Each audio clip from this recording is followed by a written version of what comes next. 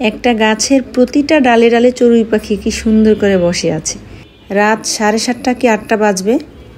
বাড়ি থেকে ঢাকার বাসায় আসার পথে এরকম রিকশায় ওঠার পরে এরকম রাস্তার পাশে একটা গাছ, আর সেটা হচ্ছে একবারে হাইওয়ের পাশে, অনেক বিজি রাস্তা, তো অনেক কোলাহল এখানে। এই কোলাহলের মধ্যে এই চড়ুই পাখিগুলো ডালে কি সুন্দর ঘুমাচ্ছে, বসে আছে, হালকা নড়াচড়া করছে কেউ কেউ।